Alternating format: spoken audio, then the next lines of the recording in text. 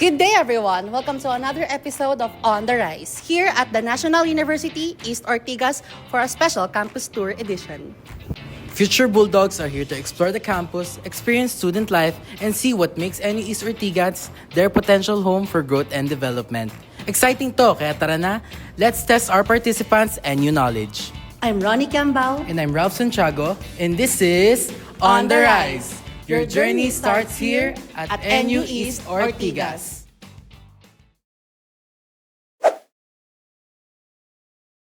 Kung i-describe ko po yung NUEO is, in one word po is, for me po is slay. Kasi po, yung surroundings po niya is napakaganda din po as a freshman po. And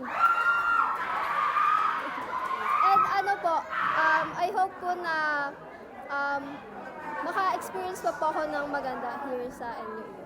One word to describe NU East Ortigas is educational kasi school siya, and since school siya, madami kang matututunan.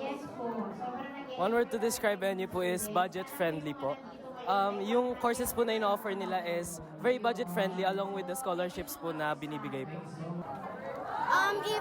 If i-describe ko po in one word ang NUEO, ito po is yung extravagant po. Kasi ang extravagant po is ito po yung expectation ko, pero po, finol po nila na up to this. Bigla pong sumakses. And mas over po yung nakita ko yung mga facilities. Mas nagustuhan po namin yung structure nung NUEO po. And then yung mga tao po is approachable po and mas mababait. Look forward po ako sa mga future activities po, lalo sa sa tourism management po kasi yung kukunin ko. So na-excite po ako na magawa yung mga activities kasama po mga magiging new classmates ko po.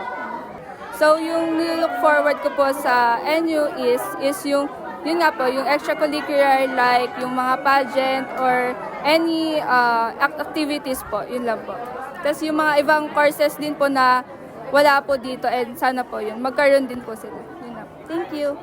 Yung pinaka-excited ako syempre, unang-una, yung pagtutour sa amin sa mga facilities. Kasi syempre as inspiring BS Psychology, gusto ko nakita ko yung mga laboratory dyan sa taas. And ayun, na-inspire ako na mas mag-aral dito kasi sobrang favorite and excited ako. Dahil syempre yan, may mga booths, may mga freebies. Ayan, nag-enjoy naman ako lalo na yung may program, may mga kumanta, banda. Yun, actually, mahilig akong kumanta. Kaya parang, medyo paos. Ayan, yun lang naman. And, ayun, actually. Ayan.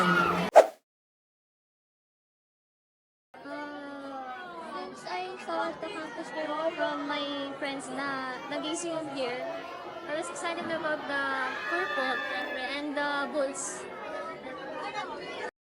Yung experience po, syempre as a new students po, nag-explore po ngayon. Kasi nag-transfer nga po kami. Nag-look forward po kami sa mga pwede namin ma-experience or makita dito sa end. Probably yung mga tao kasi I want to build a relationship with this school. So parang if ever kung maganda yung mga tao dito or mababait po, for sure dito na. Yan. Yung environment, respect na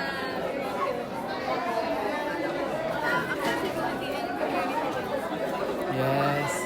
Yun. So excited na ba kayo for this incoming school year?